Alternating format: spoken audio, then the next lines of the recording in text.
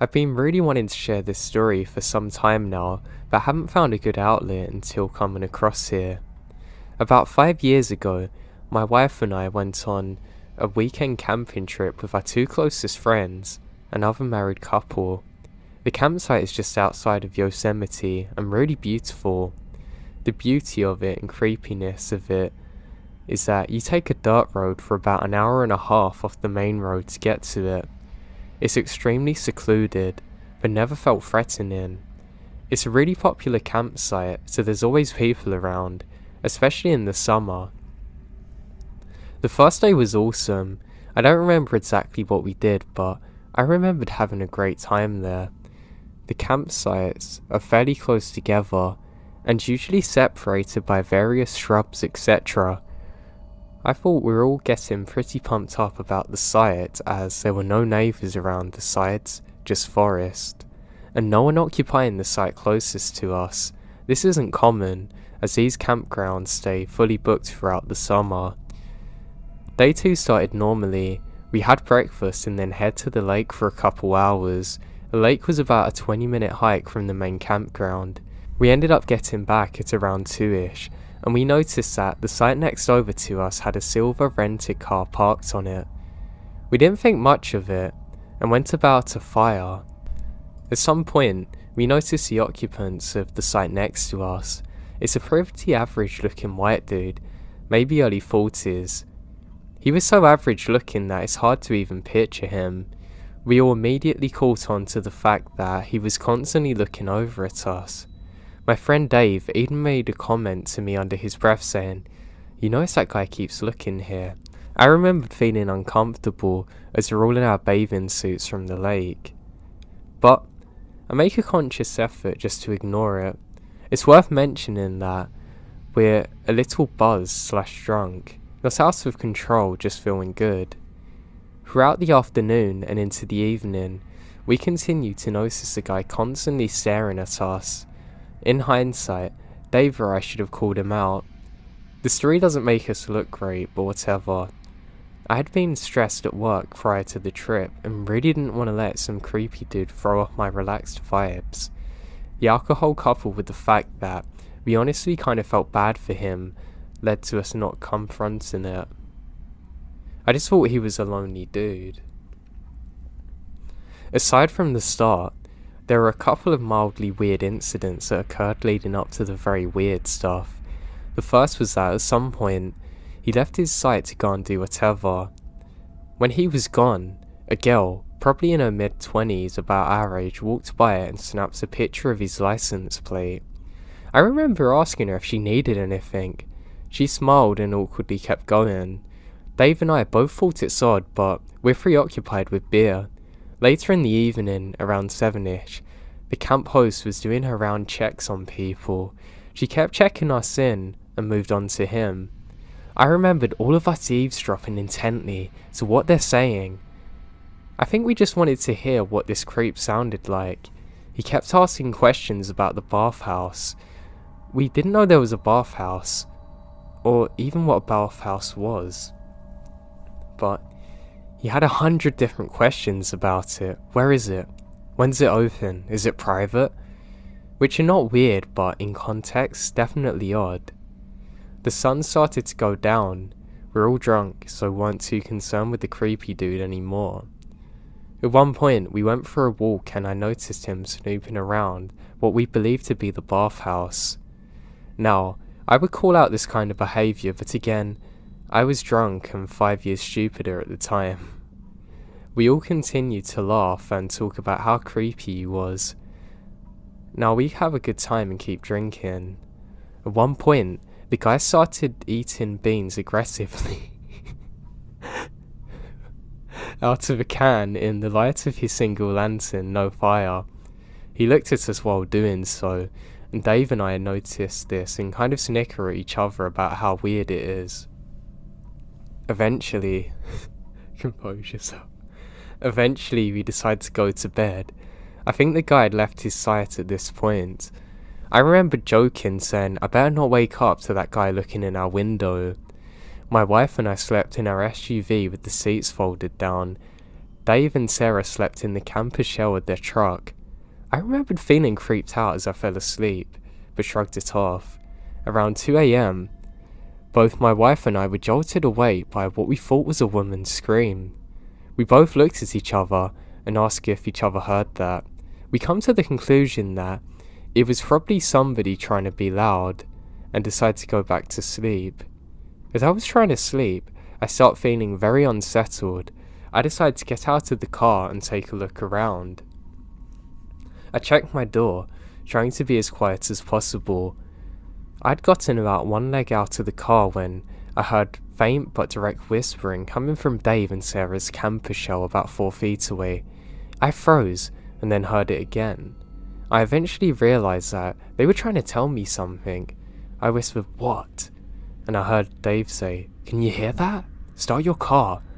I instantly realised that something is wrong, so rather than ask questions, I climbed back into my car and started it right away. Dave and Sarah busted out of the back of the camper and frantically jumped into my car. They tell me drive. They were too freaked out to even explain anything. Eventually I pulled over, figuring we're far enough away from whatever had freaked them out. Now finally, Sarah calmed down enough to tell us what happened. As she put it, she was woken by a light coming from a creepy dude's campsite. Apparently, he had lanterns and flashlights to spotlight himself, naked, staring in our direction. It gets weirder. At some point, he turns off the lights and tries to signal across to us. I'm talking like Morse code or something. Across the ravine, an old RV begins using its headlights to signal back. Dave is awake now. I questioned them on this detail, and they're both very clear they were communicating. Keep in mind, it's absolutely pitch black out. After a few minutes, they heard footsteps around their car, followed by a hard tap on the window. This is what caused Sarah to scream, hence waking me up. At this point, I decided we need to call the police. The problem was, there was absolutely zero cell service at the campsite. Furthermore, it was about an hour and a half up an old camp service road that was already very remote. So leaving at night wasn't an option.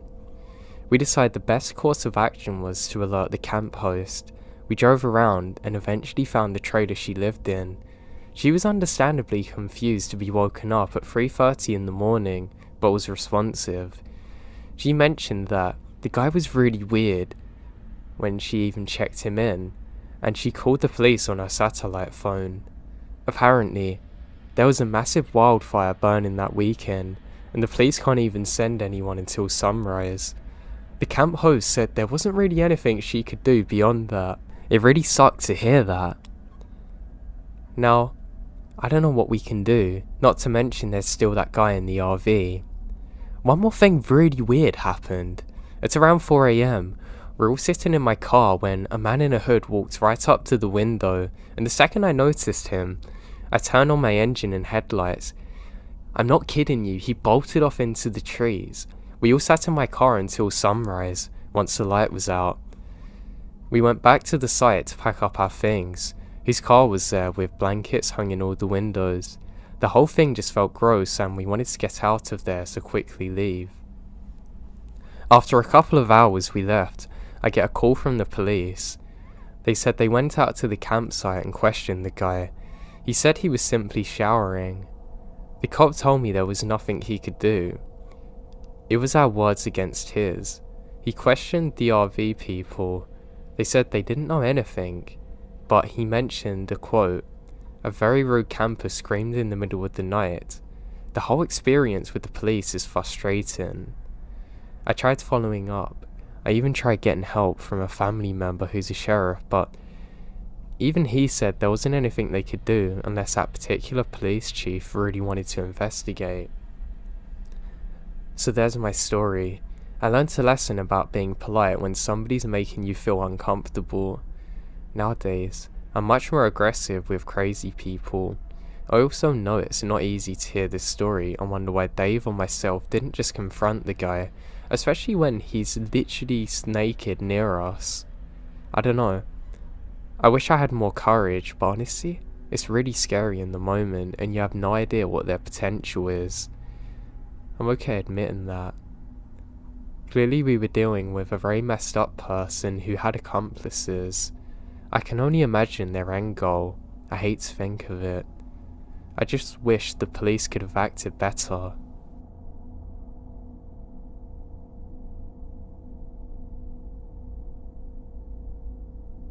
This happened in 2004 in northern Wisconsin. I was 16 at the time, out hunting deer with my dad and a friend of his, Frank. Now, I do remember this day like it was yesterday. My dad and I had a few different stands over in an area of maybe about 3/4 square mile. He had been hunting there for at least 10 years, and I'd been going with him since I was 5, up until I was about 12, which is the legal age to hunt with a rifle. This particular morning, we walked to my first stand. It's about 5 in the morning, so pretty dark out. I got situated, and my dad and Frank went off to our other 2 stands over a ridge, maybe another 600 yards off. Sitting there in the dark is always eerie. Now, not long after they left, I see a flashlight off in the direction that they left. It's always eerie in these situations. It's roughly 200 yards away now, moving in my direction. I figure they forgot something from the truck, or I don't know, so I decide to radio to see what they're doing. We're sitting in the stand. Frank's about to head to another one. He says, obviously this flashlight is somebody else. Now this isn't super uncommon, and isn't really a big deal. The woods get crowded sometimes, and there is a spot to park in that general direction. I turn on my light so the other person knows I'm here. I ended up dozing off though, as it's pretty dark out. Now when I wake up, the sun's up. It's around 8 AM, and I sit there for a bit. I radio my dad to see if he's heard or seen anything moving. Nothing yet. There's a couple of gunshots off in the distance. I get up, go for a slow little walk to get my blood moving again. Then, not far away, maybe 30 yards out, I decide to return. When I come back to my sound, I sit down and take a real good look around. I have the feeling that I'm being watched, but nothing's going on. I finally look out to my left when I saw a big flashlight and something orange. For anyone unfamiliar, hunters have to wear blaze orange during the gun season. I radio to my dad and Frank to see if either one of them are here. My dad says no. I hear nothing from Frank, and decide to grab my binoculars out of my backpack to see if it's Frank. This is not Frank, and this guy is looking at me through his scope. Rifle aimed directly at me, which is a massive no-no. You never point your rifle at anyone, under any circumstances. Dumb people still do it though. It's few and far between, but it happens, which is why normal people like us use binoculars. At first I'm like, what an idiot. Thing is, even with me looking at him, he doesn't point the gun down. Now I'm starting to panic, thinking that he might shoot me. I slowly grab my rifle, get up, and stay behind as many trees as I can, and walk down a little path to the side of my stand. My stand is on this kind of little knot. It's on the side of a much larger hill. I radio to my dad and tell him what's up. He says sit tight and stay out of sight. Obviously, as a 16-year-old, I can't do that and keep looking. Every time I look, he's aiming at me. He's always in different spots, still moving to my direction. I go back to look again, and he would be 30 yards away from the last time. A good 10 minutes of this happened, and my dad radios to me, "How you doing, bud?" Looking back, he's obviously trying to keep me calm at the thought that something serious might happen. He's still there but keeps moving. I don't know his problem. My dad tells me just keep hidden, he'll figure it out, that he'll be coming up near him in a minute or 2. That's when I hear the shot. I lose my mind trying to get hold of my dad. Did he just get shot? Where is he? Did he have to shoot this guy? What's going on? I sit there for maybe 3 minutes, feels like hours, and I hear, "Alright, coming out and head towards my stand." I peek over and I see my dad waving from alongside the ridge that the guy's been on. It turns out, Frank had been really restless and took a stroll and ended up on the other side of that particular ridge that the stranger's on, not knowing he's there. He knocked his radio batteries loose and couldn't communicate with us. Turned out the shot was actually Frank shooting a deer. My dad said as soon as Frank shot, the guy walked off from towards us, then to the logging road out of sight.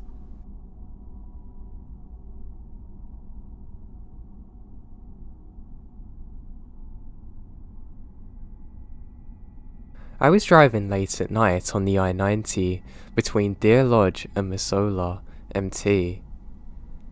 I'm originally from Seattle, and I was driving back to Seattle after visiting family in Bozeman and Billings. The stretch of freeway between Deer Lodge and Missoula has some weird small mountain towns along either side. It's occasionally interrupted by large truck stops. Anyway, it's about 11:30 at night, and I'm on my way to my hotel in Missoula when I notice that I need some gas. I stop off in this random small town with one gas station with a 24-hour pump. It had a convenience store attached to it, but it was closed. I get this really weird vibe from the station as soon as I pull up to the pump. I hadn't turned off my car yet. I just put it in park and the engine was still running. I was about to shut off my car when, out of the corner of my eye, I see a dark figure come from the side of the closed convenience store, literally running at my car. Some instinct actually kicks in, and I pull my car back into drive and get the hell out of there. I look back in my rearview mirror to see the figure chasing after my car for a few seconds, but by that time, I make that turn and get back onto the freeway. I literally can't shake the feeling that I'm being followed for the rest of my drive either.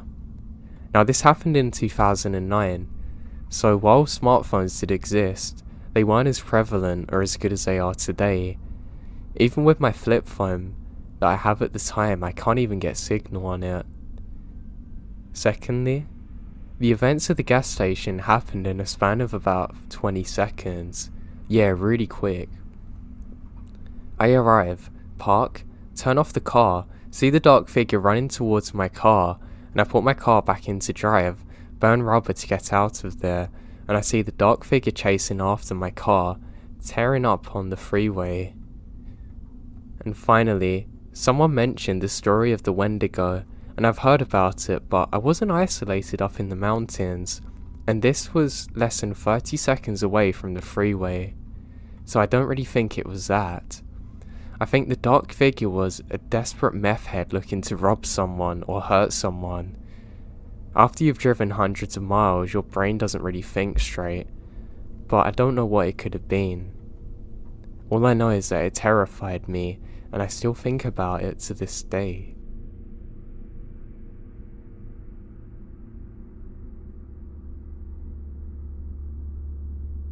I was walking on a trail in the Crater Lake to get back to my car, and as I'm doing so, I hear somebody running behind me.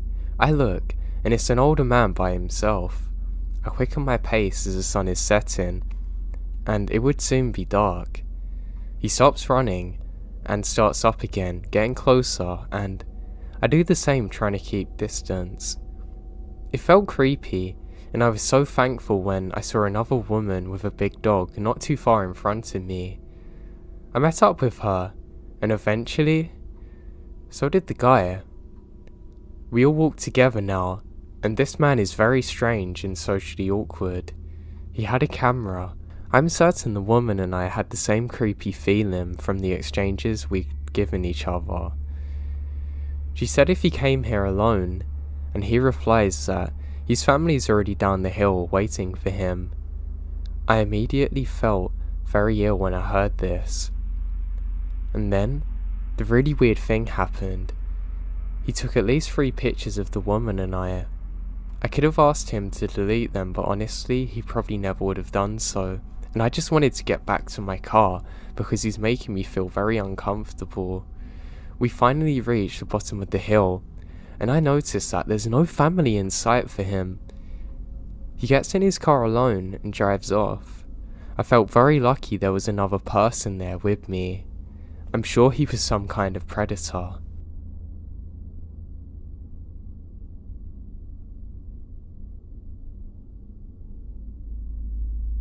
So I went on a backcamping trip in some youth program in North Cascades near Seattle. One of us got hurt from falling on a rock on our way to the base camp, so I had to help carry him back to the trailhead while being accompanied by one of the leaders. On the way back, we came across another young hiker, a woman. We talked as we're kind of taking a rest. She said she was going to summit one of the peaks on the trail later. The problem is, that's about 8 hours away, and she only has a light backpack. Now the next day, back at base camp, helicopters swarmed, and men were dropping. It was like a movie. I was taken back. Little did I know, there was a huge search and rescue looking for the same woman I interacted with just hours before. For 3 days every night, all I would hear was the distant calls of men yelling out her name, echoing off the basin walls in an endless search. I remembered hearing it was supposed to be a suicide, that she was a seasoned hiker, yet she didn't pack properly enough. It didn't make sense. Perhaps she just wanted to go a little bit further than stay. I remembered after I flew home I would never stop thinking of her, and I never stopped. I still look her up, just to see that she is never found, that she's not with her family, and I hate that. You just have to be really careful when you're hiking.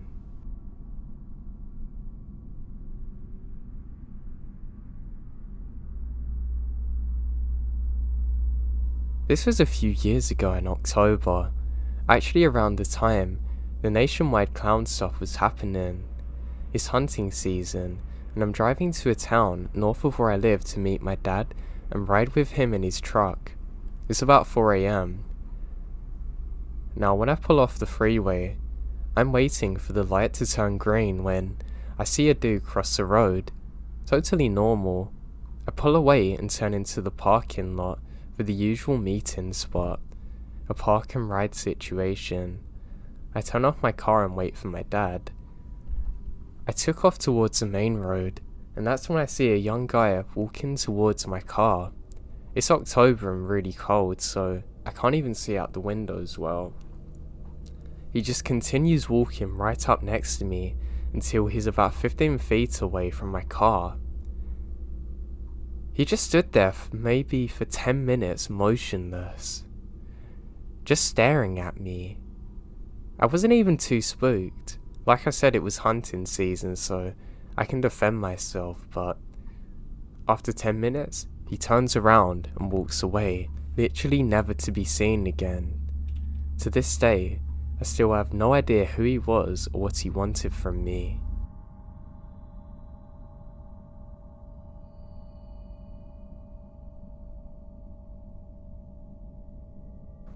I've spent my entire life in the woods, taking regular hikes up to 20 miles on the weekends deep into canyons and headwaters of the pond, often in the dark fishing for steelhead.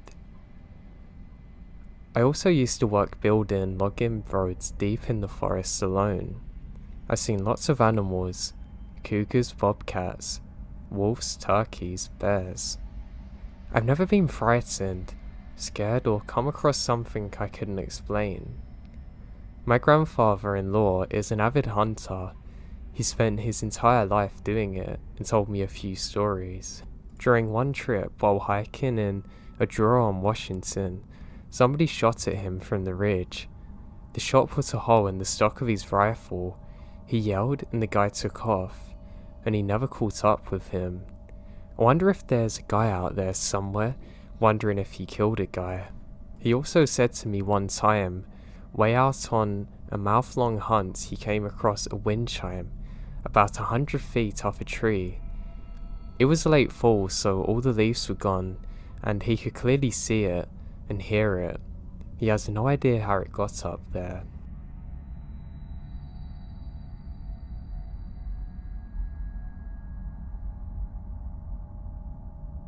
My family and I were driving from Ohio to Wyoming one holiday season to visit family about 10 years ago. Due to storms further north, we travelled straight west instead of from northwest at first, and split the trip at Omaha, staying the night before heading up through Nebraska into South Dakota. Once we're far enough north, we turned west onto I-90. At that point, it's been over an hour since we saw anyone, and we really needed a public restroom. We're on the state route, so there's no rest areas. Those of you who have travelled with a young child know that they have a bladder limit, and our daughter won't stop begging to pee.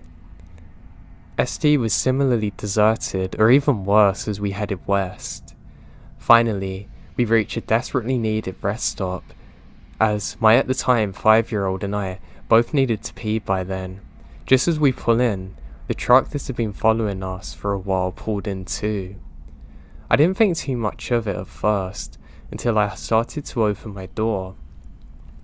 My head was turning to the right when the truck had parked a couple of spots over. My eyes met the driver's, and I just shivered. He was a skinny white guy with scraggly brown hair and dark eyes. I could see he was wearing a dingy/dirty blue plaid shirt. He got out of his 90s brown and cream truck and started rummaging in the bed. I told my husband I didn't want to go to the rest stop alone because the guy's giving me really weird vibes. He thought I was being a little silly but agreed to come with us. Now by this point, the next stop is Wall, SD, about 100 miles away, according to the huge billboards that we had passed advertising, so he figured he'd better empty his bladder even though he didn't feel like he needed to. I grabbed our daughter and we headed back inside, followed by the guy who had finished rummaging around his truck but wasn't carrying anything when I glanced back. My daughter and I did our business in the women's restroom and head back to the lobby. As I expected, now my husband's already waiting out there. Now, the old guy was also in the lobby area. He was just standing there staring at my husband. My husband rushes us back to our car. As we're buckling in, he locks the doors and told me that the guy hasn't even went to the restroom. Instead, he was just standing in the lobby the whole time. He agreed with me that we might need to just get out of here and it's probably a close call. However, the story didn't end there. Remember how I mentioned Wall and it's about 100 miles away? Well, that was 100 miles of pretty empty landscape, but a decent number of turnoffs from the interstate. We didn't see the truck following us and thought the whole episode is actually behind us. Except when we stopped in Wall to grab lunch and some snacks. When we get there, we see the guy in the store not even 20 feet from us, same clothes, everything. He starts staring at us and we pay for our snacks and immediately get out of there. I can't believe the fact that he followed us for over 100 miles. Thankfully, after speeding out of there, we never saw him again, but I was seriously creeped out until we reached our relatives in Wyoming safely.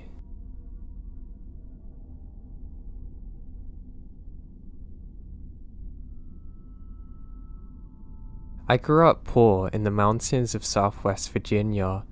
We didn't really have internet. It wasn't available. We lived in rural, isolated locations, so no kid would actually go out to play with us. As a teen, I would spend most of my time hunting or riding my bike a few miles to the river to go fishing. I was a stereotypical country boy. I was and am completely comfortable at home in the woods by myself, even at night. We had hounds and I took them out alone at night to go hunt raccoons.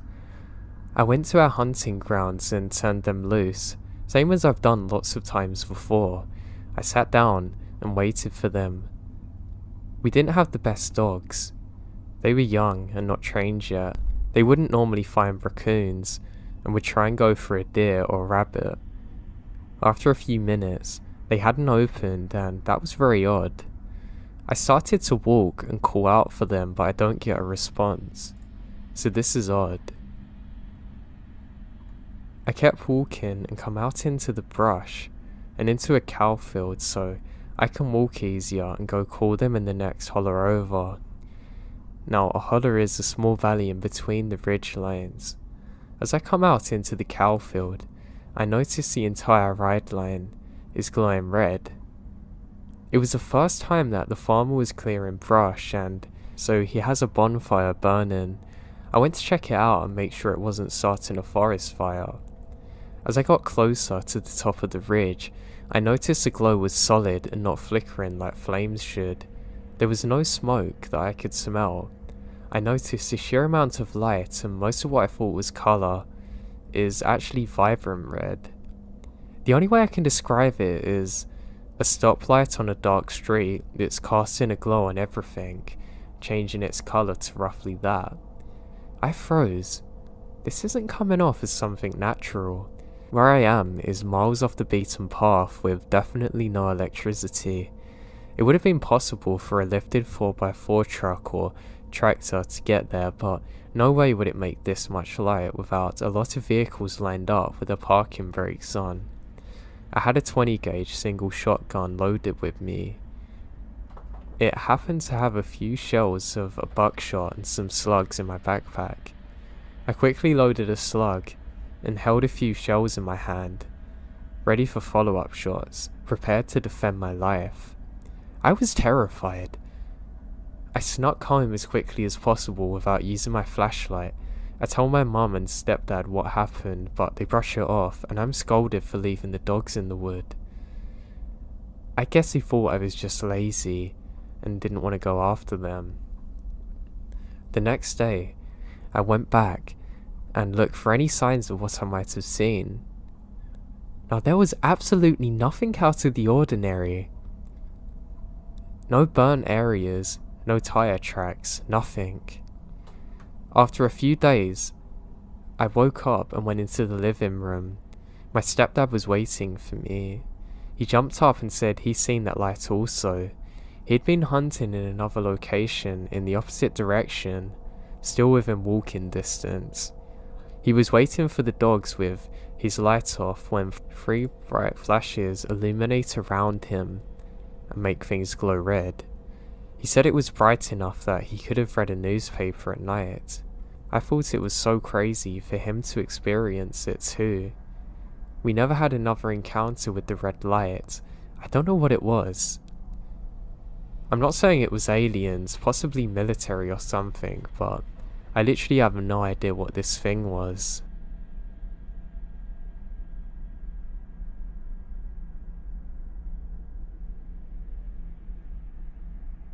I visited Arizona in March of 2018 during my school's spring break. I'd already done the get drunk on the beach thing, so I figured I'd do something different. My uncle, aunt and first cousin lived in Flagstaff and they let me stay there for free, so it was perfect. What happened isn't exactly terrifying, but more unnerving. The first thing I noticed about northern Arizona was that it had a very different vibe than my home state of Pennsylvania. I never fully felt at ease the whole time I was there. Right off the bat, my uncle told me a few stories about people dying in strange ways and going missing unexplainably. Now, around 2 days into the trip, my uncle and I spent a long day exploring several interesting sites. We went to Walnut Canyon, where there are some cliff dwellings, and then to an extinct volcano called Sunset Crater, where NASA actually rehearsed the moon landings. When we're hiking up an escarpment of several hundreds of feet in lightly wooded terrain, the whole time I'm looking down at my boots because it's kind of steep and I don't want to make a wrong step. At one point, I looked up and directly in front of me is a girl in her mid-20s and a man the same age ahead of her. It was strange because even though there were trees, it was pretty wide open to the summit, and We should have seen them at some point, so this doesn't make sense. We made it to the top where there was a wide open vista, and we stopped to take pictures. The couple did too, and we struck up a conversation. It turned out they're from France and were on a PAC marriage, a type of civil marriage that's their new thing there. I was kind of geeked because I'd been to France and loved the people, so I tried some of my rusty French lingo. The girl giggled and answered back politely. I thought they seemed nice. My uncle started trash talking them to their face when he realizes that they weren't married in a church, which appalled and embarrassed me. They kind of backed off and continued taking pictures. At one moment, I looked back at the couple, and when I did, it seemed as though they froze in time. I don't know for how long. The couple was standing side by side.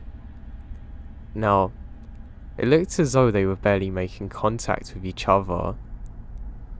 I snapped out of it and looked away, and my uncle started making his way back towards the trail, so we hiked down and left without seeing them again. 2 days later, my uncle and I went and spent the day hiking along the rim of the Grand Canyon. At one point, a family came down the trail from ahead of us and stopped and talked to us for a minute or two. We parted ways. They went behind us. About 2 miles down the trail, the same exact couple came from just where they were before. The trail wasn't a loop. It was a straight shot along the rim, one way up and down. My uncle this time was kind of confused and confrontational, like, how was a French couple in the exact same kind of area even further up? I said if he thought it was weird, and he grunted, and we continued in silence. Evening came, and we retraced our steps and almost made it back to the truck. We made one last stop at an observation deck to take in the sunset. We spent about 15 minutes there, and it was packed with people, but there was sort of a relevant hush in the air because of the beauty of the moment. I got separated from my uncle in the crowd, but it was quiet enough that I could hear my uncle loudly exclaiming and sort of jeering at someone. I followed his voice. I found it is the same French couple we'd met a couple of days earlier. I already learned that 5 million people visit the Grand Canyon, so I'm shocked now and don't say anything at all. I remember my uncle going off about their marriage again and said something like, "Go ahead and seal the deal, mate." He grabbed me and left. On the way back to the car, he said, "I have a feeling we're gonna see them again." I was just like, this doesn't make any sense. We must have been about 90 miles ahead when we saw them again. Now my cousin worked in the EMS, so I didn't really get to see him for the first few days. He took me on a backcountry trip through the Navajo reservation to obscure places that I'd never been before. He's pretty adventurous. It was myself, my cousin, and a friend he had met when he was working as a guide on rafting trips through the Grand Canyon. She gave me a really bad vibe the moment I met her. She was 31, while both my cousin and I are only 22. I don't know, she was very mummy-like. We went to a bunch of different Navajo sites, and the last stop on the first day was Monument Valley. We drive up the road and set up a camp there. My cousin mentioned skinwalkers, but didn't have any specific stories.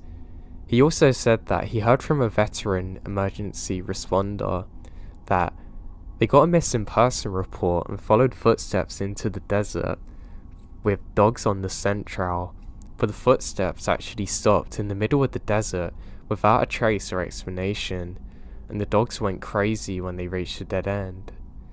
My cousin had the first two-hand experiences when he first started EMS. He got called to a car accident in a valley leading to Sedona. The car was badly mangled. They couldn't even find a body. They end up searching the woods, and about 50 feet into the tree line, there's a man sitting against a tree, wide eyes, no visible injuries from the wreck. He said he never heard what the cause of death was. The last story was from a search for a missing person at the Grand Canyon. He was some sort of professor or geologist type researcher, and was midway down the canyon with another individual. They split up, and the professor guy said he'd meet his friend on the other side of a butte, which is a large rock overcut. The friend took a low path, and the professor cut right across. They should have met up a couple of minutes later, but the professor vanishes without a trace. My cousin said they searched for him for weeks with helicopters but never found him. If anyone's heard this story, let me know. We walked for a long while, and there were more stories that I can't fully remember. We were camped along the base of a small rock outcrop.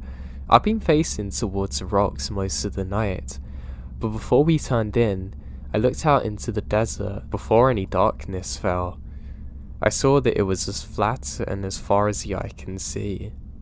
You could see for miles without obstruction.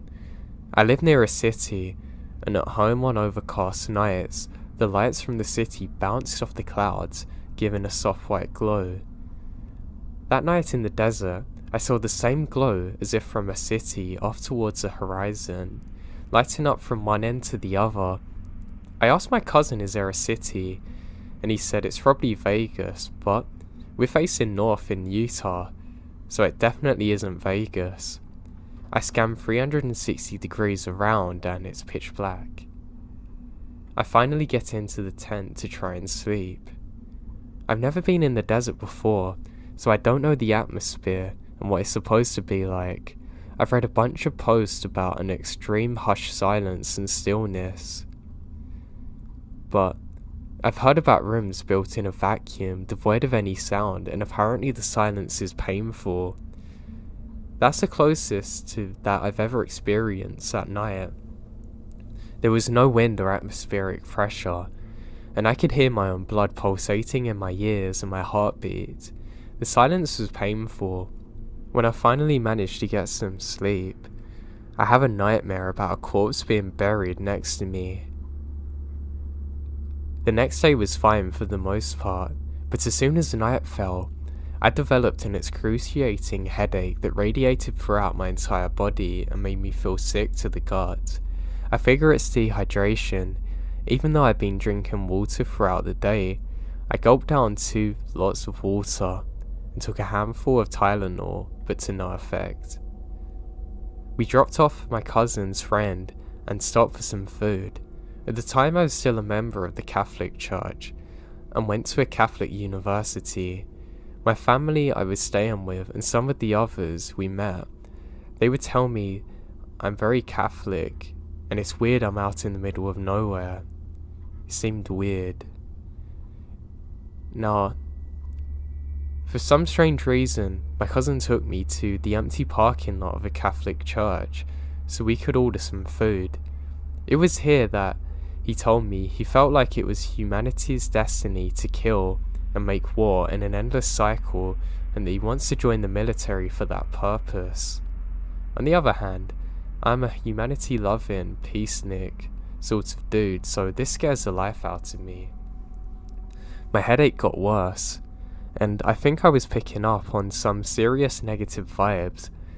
I couldn't eat any food and save it for the next day. Nothing else strange happened, but it was more the accumulation of things that really freaked me out on this trip. Now, as some updates, it seemed like the 2 days we spent out on the Navajo reservation, my cousin and his best friend were trying to squeeze out every last piece of sightseeing they could on the trip, and not for my sake either, but their own curiosity. It was exhausting, and I wonder if they could tell how tired I was. I have no idea what the place is called, but it's near Tuba City, Arizona apparently. It's a pretty interesting place, and it's in the absolute godforsaken middle of nowhere.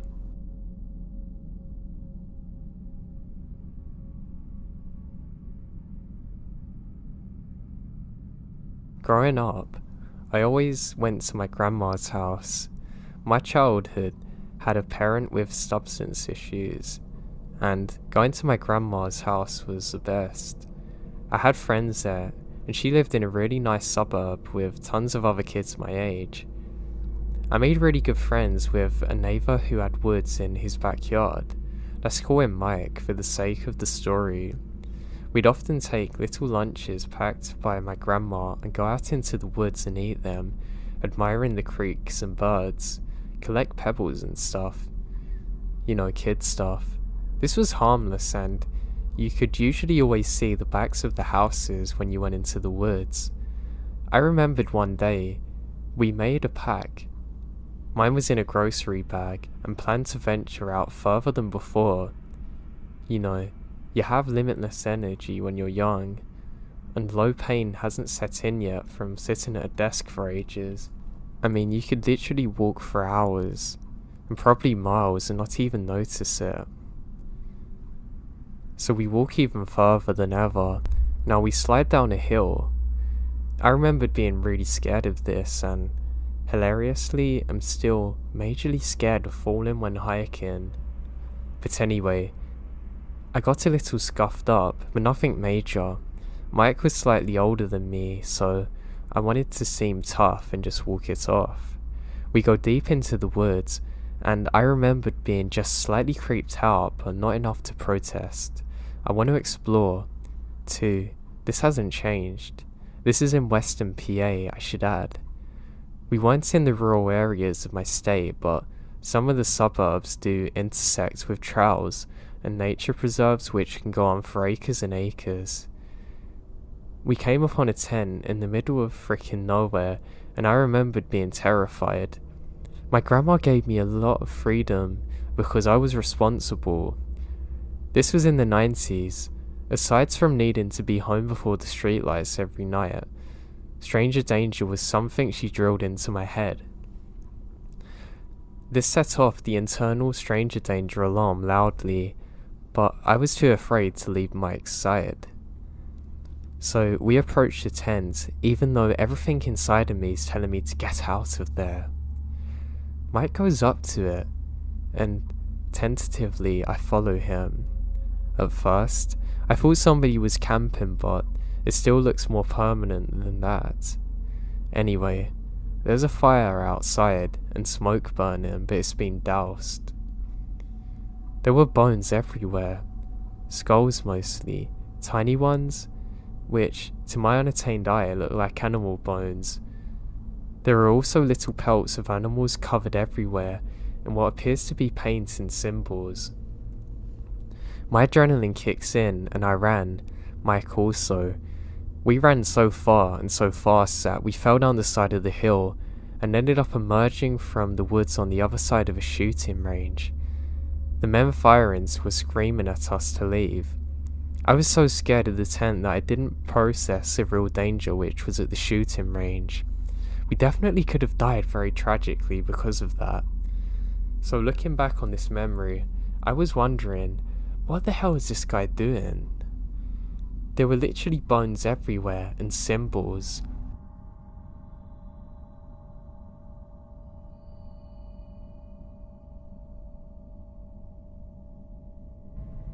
Now I dog sit for a family friend. They prefer to have somebody stay at the house with the dogs. I grew up in a town in the middle of nowhere and love the countryside. So for me, this is like a staycation, because I live in the city now and never have time to myself. Anyway, their house is out in the middle of nowhere. When I say nowhere, I really mean literally it takes 2 hours to get from work to this place. There is one neighbour within 5 miles and he lives directly across the street. I'm used to this where I'm from. It's supposed to give you the space you need but also help keep you safer, knowing that you actually have somebody nearby. However, this guy has done nothing but make me feel unsafe as hell. So anyway, eventually I make it to Terry and Johnny's house, and they're telling me the drill, when to feed the dogs, which are 2 super cute and spoiled Australian cattle dogs, watering the plants, etc.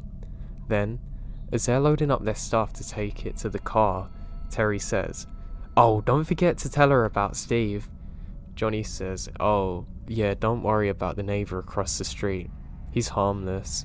He drinks a lot, but he's harmless. Hell, the guy lost his license so many times, all he can do is go up and down on a moped. However, just in case, this is where we keep the gun. Steve has 3 "Don't Tread on Me" Confederate flags, 2 plain Confederate flags which are all hanging from his porch. Of course he's weird. He then takes me to his gun and explains that it's loaded if I want to use it, so I don't even need to cock it, just pull the trigger extra hard.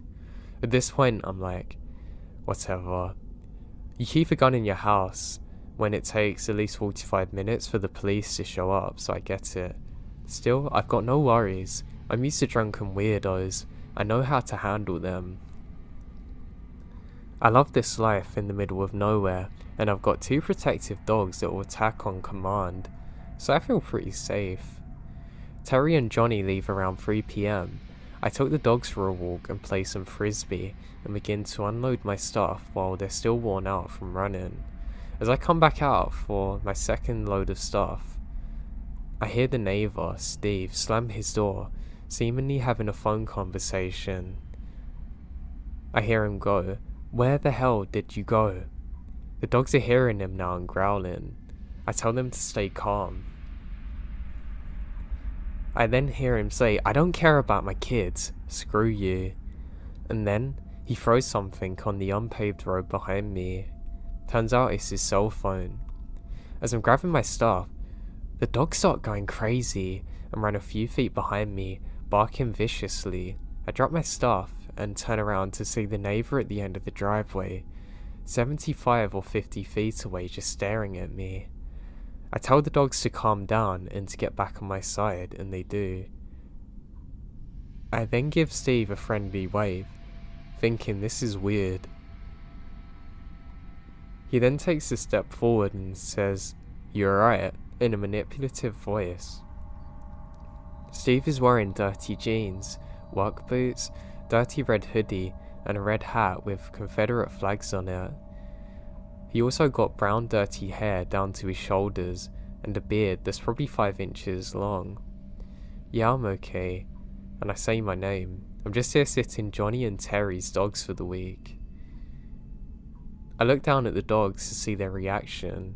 They look as though they're about to attack him in a way I've never seen before. "How are you?" I ask him. "I'm Steve. Thanks for being a good neighbour and checking me." "I'm good. You okay?" And silence again. Now this silence lasts for probably a whole minute, and I figure, he's wasted. I need to get inside. So I turn around and finish grabbing my stuff. As I do so, I hear him take one more step on the gravel driveway and the dogs bark again. And Steve says, "I know them. They're not gonna hurt me. They're good dogs for sure. They won't hurt me." I begin feeling very uneasy, so I close my trunk and turn around to see if he's going to say anything else. I was about to tell him that I was going inside, and then, instead, awkwardly he says, "Yeah, yeah, what?" and yelled. I'm shocked and he says, "Yeah. I'm going inside now. Have a good night." I turn around and the dogs follow me. Steve instead continues to stand where I left him for literally 15 minutes later. Now this house doesn't have a front door. There's a side door at the back. The back door is the main door because of the front of the house has these big green privacy trees, so I can't even see him through the front window. You can't see either doors from the street. You have to come onto the property to see them. It's about 6 o'clock, and where I'm at, the sun starts going down around then, but doesn't usually get dark until 9:15 during the summer. Anyway, the dogs and I are on the couch, and I have my headphones on and I'm playing Red Dead Redemption 2 online. All of a sudden, the dogs flip out, running towards the back door, barking and growling. I'm like, what the hell? They don't usually do that unless somebody pulls in their car and they don't know who it is. I'm not having anyone over, so I grab my knife, which is close by, and start walking towards the back door. The dogs are still going crazy and I have no idea what they're looking at. I don't see anything, but then I look closer. I see mock tail lights in the driveway seemingly hiding behind my car. I then try and focus in and see that Steve is turned around staring at the back of the house from his moped, ducking behind my car. I get the dogs and try and be quiet. I need to see what he's doing. The dogs are still growling, but at least I've not given away my location right now. I watch him for 5 minutes. No movement, just a general creepy stare in my direction. I don't think he can see me, I'm not sure. He then shuts off his moped and proceeds to crouch next to my car, where I can see him now peeking into my car windows. I don't see him trying to get in, which is weird. He's not crouching now.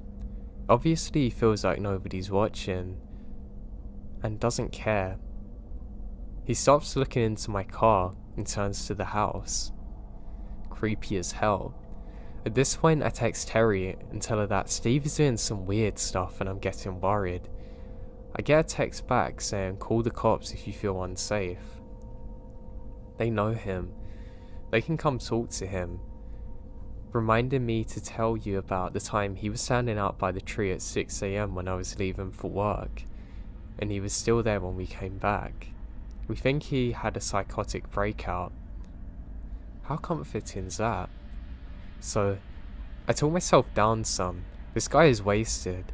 However, if he starts getting close to the door, I'm calling the cops. Dumb idea, looking back, because the cops can take such a long time to get here. I'm watching him as he makes his second round looking at my car. He then gets on his moped and drives off, and he passes the window that faces the driveway. He sped up, trying to make it so I wouldn't see him if I were watching TV. Now it's like 8 PM. The dogs are going crazy again. I look out and now the moped is parked in plain view and he's standing on the walkway just 30 feet from the house, staring and talking to himself. I previously turned off all the lights so that he can't really see in. I see him take a single step towards the door, now 30 feet away. I grab the gun. I've calmed the dogs down and they're in full protective mode. One dog to my left and one to the right. It's around 8:15 PM now and I call the cops. I explain my situation and the owners think that he had a psychotic breakdown. As I'm halfway through explaining this, I'm really scared for my safety and the operator says, "Ma'am." She then says, "I'm sorry, but you're not located in our county. I have to transfer you to this one." Are you serious? The owner said that the cops in South know him very well and how to handle him. Isn't that the guy? Yes ma'am, that is us, but you are located in a different county. This is not our jurisdiction. The guy who's bothering me lives in your county, that's why I'm calling you. And the operator transfers me to another one. When she answers a phone with the average 911, what's your emergency? I'm silent. I'm looking out the kitchen window. Steve's about 4 or 5 feet closer from before. I explain what's happening and that I was transferred because apparently I'm not in their jurisdiction. She tells me to remain calm and turn on all the lights. I said no, the guy's waiting for me to do something like that. The doors are locked. I do have a firearm. If he enters, I will shoot. She then tells me that it's safest with the lights on. I turn on the lights. He notices. He then turns around to get on his moped and goes back home. I tell her what's happened. She said, "Do I want an officer?" I say, "Hell yeah." Apparently the cops in South in this state know him, but she transferred me to you. This is the third time he's come onto this property and he's getting closer to the door and I'm not safe. Calm down, ma'am. We will still send somebody, however, based on where you're located, it's gonna take a while. I say that's fine. I say if she'll stay on the line. She says that it's not really possible because she has to take other calls, but to call back if anything else happens without hesitation. Now it's about 9 PM and the sun is getting ready to set completely. Again, the dogs are going crazy. Now I'm getting real annoyed and walking around the house with a loaded gun, so if Steve sees me, he knows I have a gun. I look out the window and see his moped, but I don't see him. Where the hell is he? From the window in the kitchen, I can't see the back door. I go upstairs. One of the dogs follows and peek through the window in the bathroom. Steve is on the back porch, lighting matches, throwing them down onto the wooden porch. He doesn't seem harmless anymore. He's talking to himself and twisting his head back and forth like he's getting warmed up for a fight, or having a conversation with multiple people. I start filming from upstairs. So now, I try and hide my phone, just in case he goes up for it. The sun is down and it's getting dark. He steps onto the door and starts knocking. He starts pounding on the door. I'm pretty good at staying calm in any situation, but my heart's beating. He then stops pounding the door, quickly turns away and runs to his moped and takes off even faster than I thought he could go. Not even a minute later, I see a cop pulling into the driveway. I mentioned to the dispatcher operator that I have 2 dogs that will bark at the officer but will not attack. They are trained to be like this. I say I'm going to leave the firearm inside when I go to meet the officer. I meet the officer and the dogs don't growl, simply gave a bark, letting me know that someone's there. I went outside to meet him and told him that the guy just took off on a moped, and he says, "Oh yeah, I think I passed him."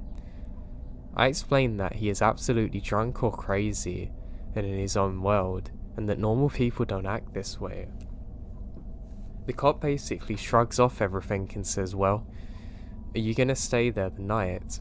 I said no, I will leave the dogs overnight and come back in the morning. I ask him to stay while I pack up everything. I go inside, give the dogs lots of love and treats, and create what they need for the night. I take off and return the next day with my dad. My dad begins walking the perimeter to try and show him that the man is also staying here. Now, I'm a 24-year-old female. If you're wondering, then Steve, wearing the same dirty hat and outfit while holding a 24 case of Budweisers, is standing at the end of the driveway again. I'm watching him from the front window. I see my dad at the other end, and he sees him. Steve immediately turns around and goes back into the house. Now, I later learnt that Steve has been to jail multiple times due to domestic abuse, and his kids can't even see him. He's very violent. No one knows how he gets money to get things. Terry and Johnny have never seen him leave for work.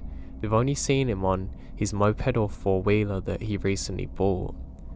I don't know who he thought I was, but every time he looked in my direction, I saw pure hatred in my eyes and evil intent. I'm really glad my dad came to stay with me, because God knows what would have happened if he didn't.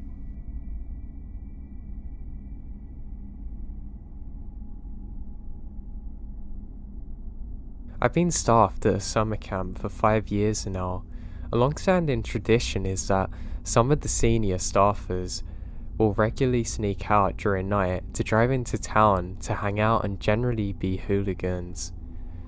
Me and 4 other guys pushed a car around the bend from the parking lot to avoid waking up the adults, then hopped inside and headed towards the town.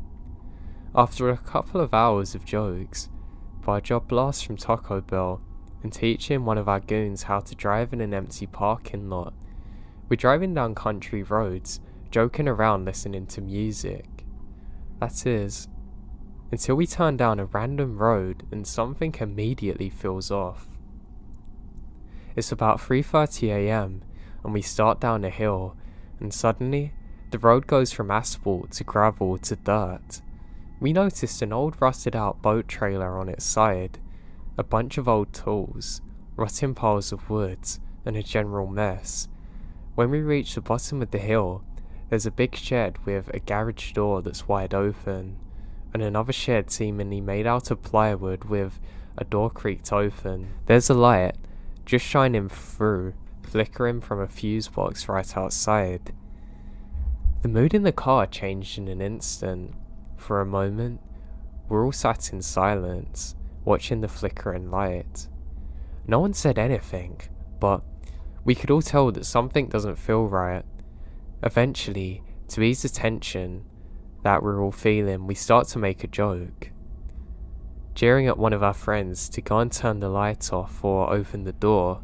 However, suddenly, the door opens. The mood immediately changes. Nobody said anything. For the next few moments, they're a blur, but I can assure you that it was the fastest and early 2000s Toyota Camry has ever went up a road. All 5 of us are completely silent for the drive back. Something about the aura of that place felt off. To this day, I imagine sitting in the front seat of the car, and I start getting an uneasy feeling in my stomach. Who was behind that door? Why were they there at almost 4 in the morning? Why couldn't I see anybody else around, and why did it feel so off?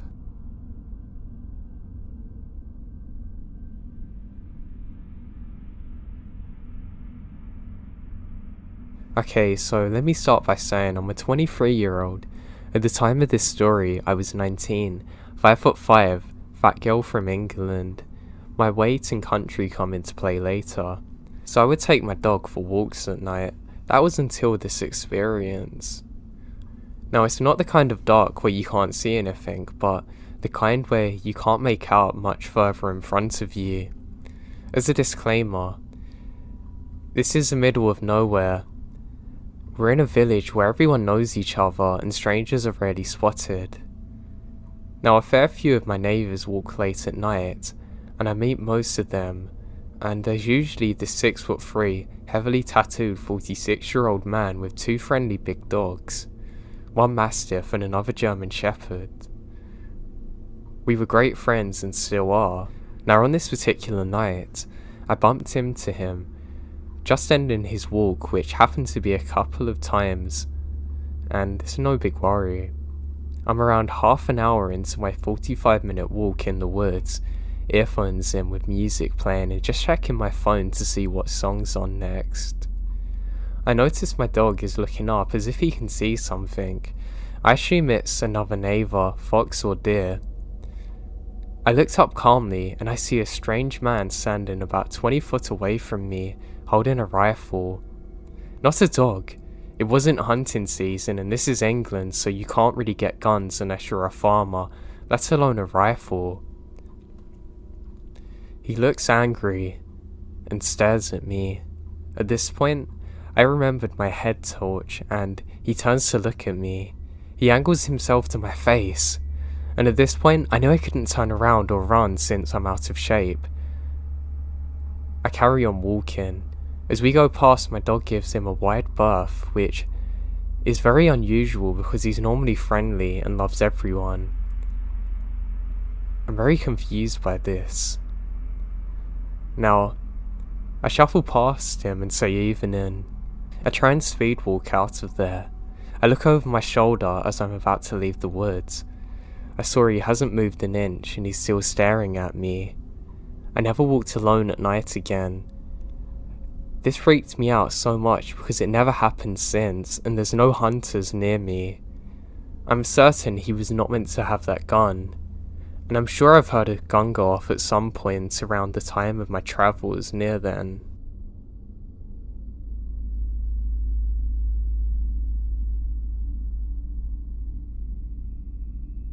Back in the early 90s, I was a kid, around 13 at the time of the incident. I used to stay at my grandparents' house a lot, out in a very rural area in SE, Arkansas. When I say very rural, I mean it was a series of networked dirt roads to get to their house. The closest neighbours besides my aunt and uncle, who lived about a quarter of a mile off a dirt road, was a mile away. This was very backwards and isolated from the rest of civilization. The closest town was a 10-mile trip away. It's in the middle of farmland and mostly woods. They had lived up in this house since my mum was a child and had both grown up a ways down the dirt road. Anyway, There was a general store roughly 3 or 4 miles down the network of dirt roads. Now this is your typical country dirt road shop. It's run by an old lady and her husband, and its customers only consisted of people who lived out there. Now one day, my grandmother said to me if I wanted to walk to the general store and get some milk, eggs and a few other miscellaneous items. I said sure. She gave me some money and I headed on my way. Now it was fairly early in the day and I had plenty of time to get back before dark, which I always made sure to do when I was out roaming. Things can get pretty creepy out in the backwoods of Arkansas after nightfall. It's a darkness unlike most people have actually experienced before, due to no light pollution and not really many street lamps. Now me being a 13-year-old, had poor time management skills. I stopped at the bottom of a hill next to the small wooden bridge you have to cross and messed around at the creek creating crawdads and such. By the time I left the store, I realised it was quickly approaching night. This was fall and darkness set upon the land very early. I didn't want to be walking these lonely roads, especially not through the woods, so I go as quick as I can. I'm running and sprinting as much as possible, but it's not enough. By the time I'd made it back to the bottom of the hill near the ridge, it's almost completely dark, and there was an eerie sort of glow brought about by a very bright, nearly full moon that was rising. At the top of the hill was a road that's perfectly straight and flat, with the woods on the left side and a large hill on the right. About half a mile up from the top of the hill is my grandparents' house, and you can see it from there. As I top the hill, I can see the faint glow of lights at their house. I'm starting to feel a little bit better now, but I'm still not feeling very good. The field on the right was somewhat illuminated by the glow of the moon, and my eyes have only just adjusted to the darkness. As I walk up the road, I hear something from the left, behind me on the wooded side of the road. It sounded like leaves being rustled. I turned around and see nothing at first, but then, as my eyes began to focus, I see something in the ditch, a black shadowy shape slowly moving towards me. At first I think it's a dog, but then I realise it's way too large to be one. And then I realise it wasn't actually walking on 4 legs, it was kind of crawling, like a person. I stare for a moment, out of sheer confusement, trying to figure out what I was seeing, and then a jolt of fear shudders me as it dawns on me. Whatever this thing was had been trying to sneak up on me for a while. At that exact moment, this thing stood upright out of the ditch on its 2 feet like a normal person. It had the shape of a human, but long arms, legs and such. It stood roughly 7 to 8 feet in height and was completely covered in black or maybe dark brown hair. Its face is dark in colour, and I can't really recall seeing much in the way of features. It was no bear, that's for certain, or any other kind of animal that I know for that matter. I immediately dropped the bag of stuff I'd been carrying and bolted as fast as I could, trying to get towards my grandparents' house. I heard a heavy breathing and weird sound behind me, hearing footsteps on the gravel as whatever this thing is starts to chase me. Now I didn't turn around to look because I didn't need to. I can hear it crashing into the woods, earth-shattering, and some ungodly scream coming out of that thing, a sound I've never heard before. By the time I reached my grandparents, my heart felt as though it was about to explode from my chest. It's a type of adrenaline that I've never had before. I must have been sprinting as fast as possible for half a mile. I flew into the house, and in an incoherent mess of hyperactive gibberish, tried to explain to my grandparents what happened. My grandmother didn't really seem to believe me, but did believe something scared me, which annoyed me, thinking it was some kind of dog. The next morning I woke up, and I can see my grandpa sitting outside on the porch, whittling wood underneath the shaded tree in front of the yard. As he often does, I went and sat down beside him in one of the old metal lawn chairs. He's a very rational man, down to earth, grown up and hunted in that area his entire life. He knew every square inch of it, mapped out into his mind. He knew every type of critter and creature that lived in the woods, what noises they made, where to find them and how to catch them, etc. I'd only been hunting with him for a couple of years, but had been going out into these woods with him since I was pretty young, going on walks and such. He had passed a lot of knowledge down to me during those adventures. I spoke to him about what happened, and told him I knew what I saw. I wasn't being over exaggerative, and it wasn't due to my imagination. I wasn't making it up. And it definitely wasn't a dog. He knew that I wasn't some dumb 13-year-old kid. He knew what I saw was real. He stopped whittling, looked me right in the eyes and said, "I know what you saw. I've seen it there before too. There's something out in them woods that people don't understand, and that's someone that you don't want to mess with." I remember those words very clearly to those days, because it gave me affirmation, but at the same time made me realise that whatever I'd seen was very real in existence, and beyond my understanding. My grandpa then went on to tell me that far back in the woods, there are some cliffs. At the bottom of these cliffs in a cave. He told me that cave is where the creature lived. He once stumbled upon it a long time ago while hunting. He said he was standing on the top of the cliff looking at the creature fitting the same description, and it emerged and began to scream, throwing rocks at him. He said he took a shot at it, missed, and then this thing chased him. My grandpa was on top of the cliff, so in order to get back, he had to run a distance, but luckily he managed to put some good space between them. He said the whole way back home, he felt as though he was being watched, and kept hearing twigs snap behind him. He was certain that it was following him, stalking him. He made it home, and as he reached his front porch, he turns to look towards the trees, and he can see this thing peeking out behind a tree staring at him. Later that night, he said that my grandmother awoke in the early hours of morning to find large rocks being thrown at the house, as well as hearing an unholy sound screeching out of the creature. He said he could hear it walking around on the front porch, rattling the doorknobs, banging on the windows, and it sounded like it was muttering to itself in a low, deep voice. But it didn't sound like a normal language, just a bunch of gibberish. After a while, that thing went back to throwing some more rocks and howling. So my grandpa grabbed his shotgun and fired it off, and into the darkness where this thing's running into the woods. Now, he didn't know if he'd hit it or not. He said that was the last time he ever saw or heard from it. However, over the years, farmers would report cows being mutilated, or someone's hunting dog would go unexplainably missing, or somebody would have a story about some strange creature they'd seen. He said it only scared my grandmother beyond words, and she absolutely refused to talk about it ever, or even acknowledge that it happened, which explains her acting weird about it when I told her. I know it's a pretty far-fetched story, but please believe me, this is true.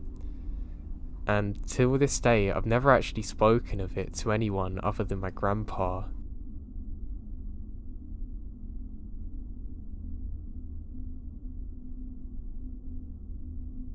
This happened to me over a decade ago, but I'll never forget the feeling deep in my chest, both that night and the following morning when the true nature of the situation became apparent to me.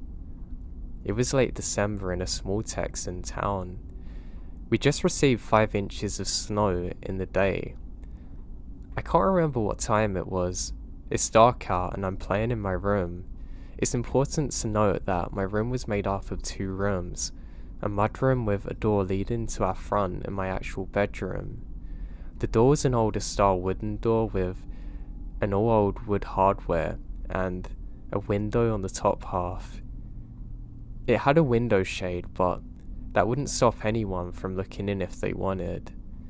My room was the most front-faced, with my parents being to the back of the house.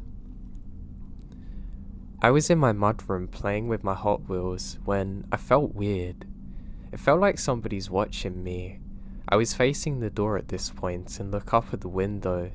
I was trying to focus on the little openings left by the window shade. I started looking for some reason and start running. After a while, I'm sure nobody's there, so I went back to playing. A few minutes later, I get the feeling again.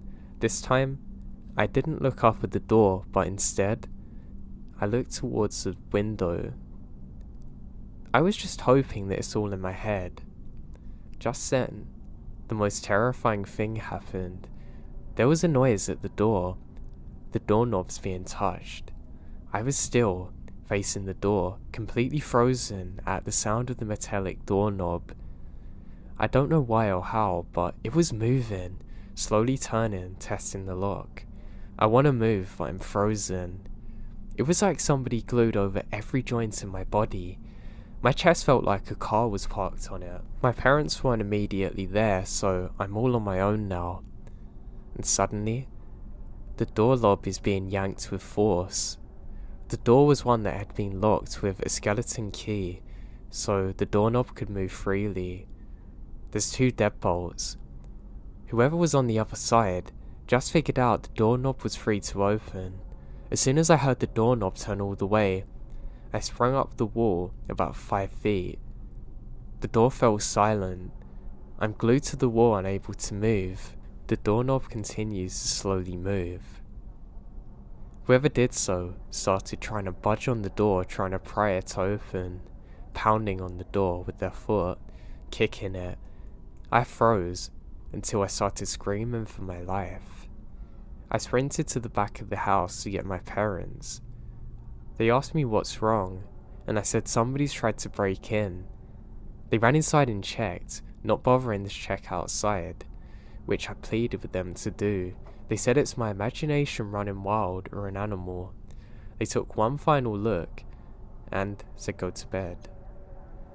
It took me hours. I don't even remember going to sleep. All I remember is staring at the doorknob from my bed, never taking my eyes off of it. Suddenly, I woke up to my parents, who were obviously distressed and scared. My mum grabbed me by the shoulders, getting in front of me. She asked very sternly why I thought somebody tried to break in. When I say, they listen. I was worried about how serious they were suddenly. When I thought they said it was my imagination, they took me to the front door, then to the backyard door, and pointed to the door near the driveway. You can clearly see boot prints in the snow walking along the street. Through our yard and straight to the window, then my mudroom door. This is where I'd been playing the night prior. The police showed up and took a report, but nothing ever come of it. I was never able to sleep well in that house again. I can never forget what it felt like as a child going through this and to have my parents not believe me. I'm just glad I wasn't home alone, and thank God for the deadbolts.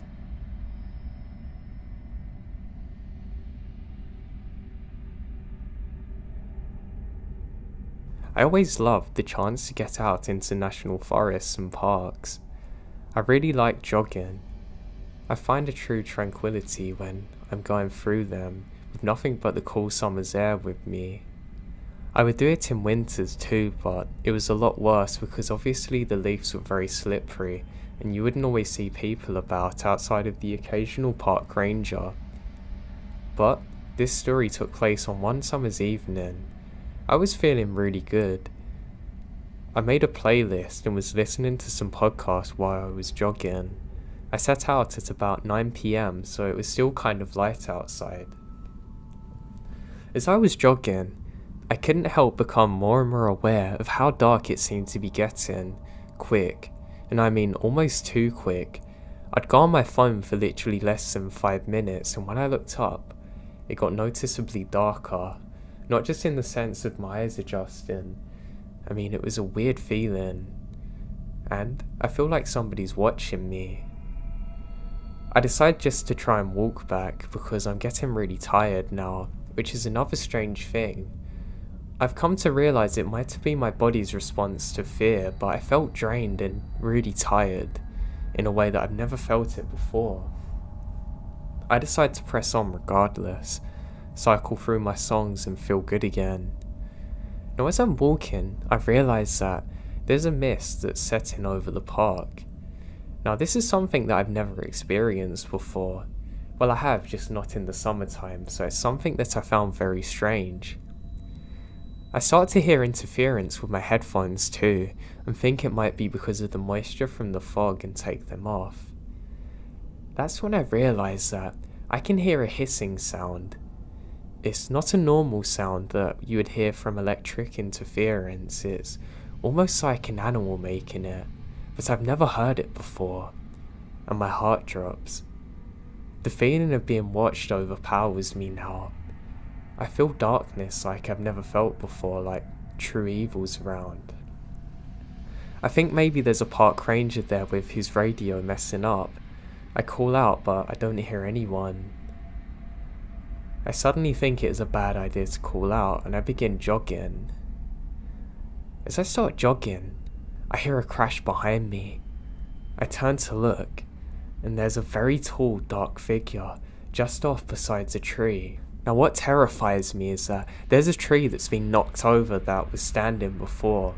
I know for a fact that it's either a 1 in a billion chance it fell then and none of the other trees did, or something menacing's following me. Now this thing has to be at least 6'2" and has long arms. It sounds like it's describing exactly me so far. I can't see any eyes, but I can tell that this thing's facing directly towards me. I wipe my eyes, and it doesn't move. I say, hey, if this is a ranger, you need to stop because I'm scared now. And I'm met with silence. It slowly moves behind the tree. I've seen enough now. I can't deal with this. I go into a fight or flight state and I'm literally frozen for a second. I tell myself, no, I'm not going out like this, and I start sprinting as quick as I can. The whole time I'm running, I can hear this thing chasing just behind me. I get to the car park and there's no other cars there, so it's me alone now. Great. So if this thing attacks me, I'm screwed. I jump into my truck and drive as quick as I possibly can, getting out of the wooded area. Now the craziest thing is, this thing's still following me. I can hear things breaking behind me, like a very tall and very heavy thing's chasing me through the woods. I'm literally screaming and praying for God to help me out in this moment. I can just about see him in my mirrors, but it's very foggy at the time. I have to slam on the brakes at one point too because I nearly hit a tree because how dense the fog had become. I continue driving and eventually make it back onto the main road. I'm literally crying the entire time. I end up going to a ranger station and explaining what I saw, and they say I'm not the only one that's reported something similar. People have been reporting it as a bear, but it's not possible because there's no bears in this specific area. I have no idea what it was, and nor do the park rangers, but they say I wasn't the only one who had that reaction. And there was a strange smell that accompanied that thing. I didn't get that close to find out, but everyone described it exactly the same as me. They're already doing patrols trying to find that thing, but they never found it. It still shakes me to my core thinking about it to this day.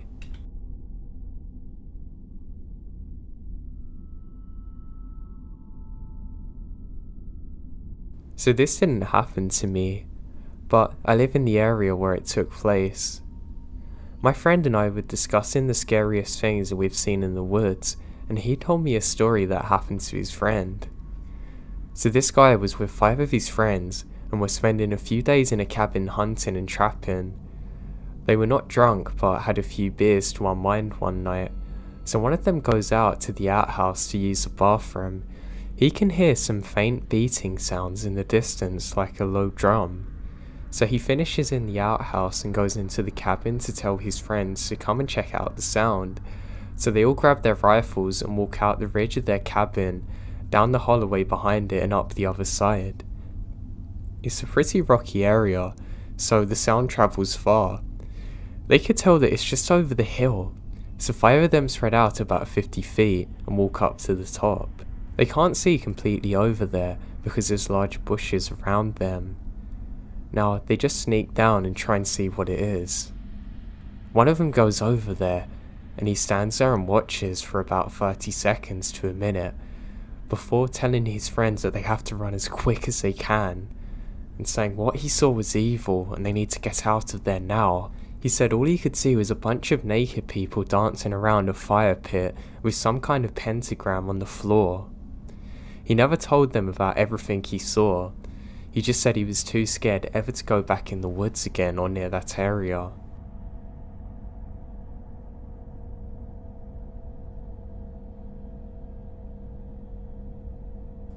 I was born and raised in Charlotte, NC, and still live on the east side.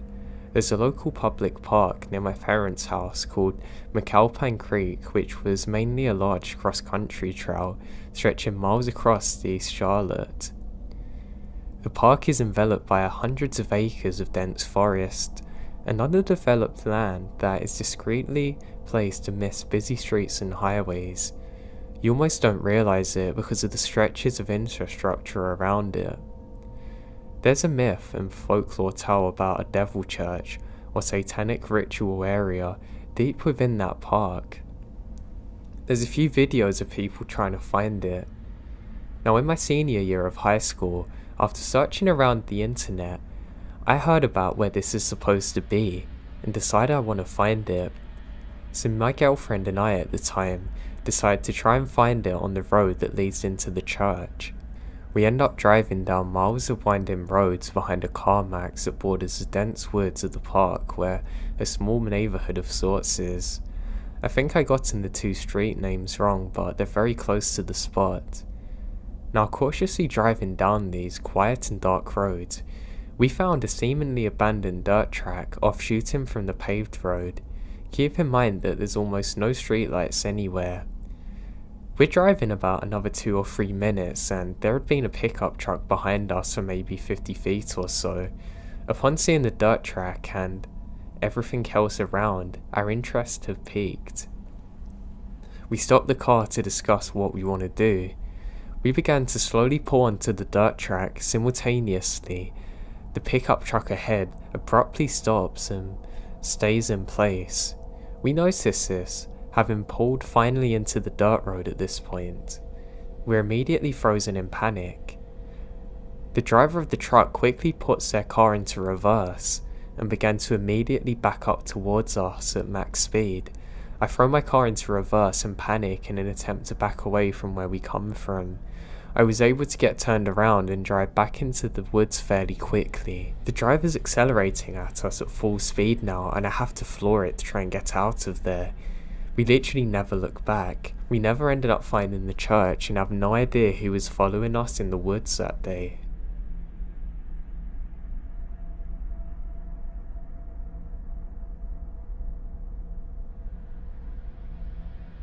I'm not sure if this is the right place for this, but when I went to high school in a small Minnesota town, mostly farmland intersected by wooded areas, and of course dozens of small lakes. One side of my neighbourhood was bordered by a relatively large marshland that you could access by a slope that wound down a trail. This trail curves through the marsh into a big patch of woods, about 3/4 of a mile away. In the fall or spring, after heavy rain, a fog would often settle over the marshes, as it was much lower than the surrounding area. It really looks like something out of a Stephen King novel. After one of these rains, my brother and I, he's probably about 13 and I was 16 at the time, decided it's a great idea to explore the woods in the fog. Although the sun was setting fast, we knew that we could make it into the woods in about 10 minutes if we left immediately. We grabbed a couple of flashlights, knowing that it would get dark by the time we got home, and we head for the trail. Once we're in the trail and moving, it hit us just how thick the fog is. We'd only been walking for about a minute or 2, but we have absolutely no visibility behind us, and 5 to 10 feet max in front of us. So we continue walking for a few more minutes, saying about now we come up to a curve in the trail. This curve signaled that we're only about 100 yards from the entrance of the woods. At this point, there's a small lake on the left side of the trail and some marshland further to the right. Now we began walking past the lake when we hear a splash. Definitely much bigger than a fish jumping, almost like a person done it. It's a really strange sound. Now we couldn't have been up there for more than 15 seconds when we heard cracking and shuffling in the brush up ahead to our left. We stopped dead in our tracks and waited. At the end of our eyesight, which could only have been about 10 feet, a figure steps out from the brush bordering the fog. Now, it's so thick that we can't make out details, but he must have been about 6'4" and very broad-shouldered. As this figure made its way into the middle of the trail, my brother gasped and stopped. Its head shot over and looks right at us. It felt like it must have been an eternity, but it couldn't have been more than a few seconds. I felt true terror in that moment that I've never felt before. I began to take a small step backwards, and suddenly, the figure took over into the marshland running again. There were no houses or buildings or anything for miles in the direction that we ran. We kept on sprinting until we got back home, and we never went back to that area again.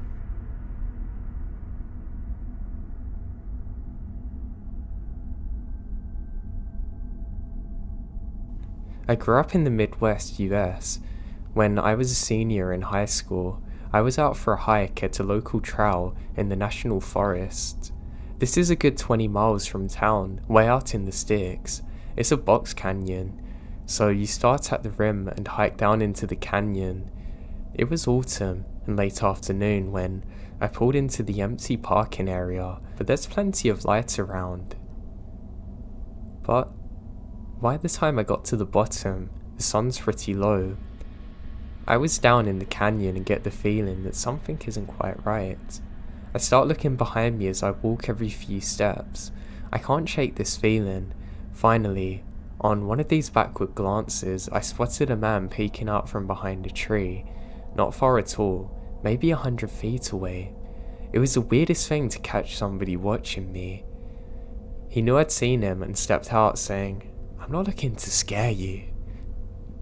He's a big adult male, very old looking, and I'm a scrawny 16-year-old kid, and we're on a trail in the public park. There's no reason to hide like that. He seems alarmed that I've even seen him. The only reason he was out there is if he's weird. I mumble something about getting back to my car, and this horrifying grin comes across his face. He's just standing there staring at me. I'm running for a long time and I can still tell that he's watching me. And when I get back to the parking area, there's no cars other than mine, which added to the weirdness. I realised later that he must have been out there for some time because of the state of his clothes. It's interesting how when you get the sensation that you're being watched, it's normally true. I have no idea what his intentions were. I'm just really glad that I was aware of what was going on and he didn't spring up on me, because I don't know what he was capable of.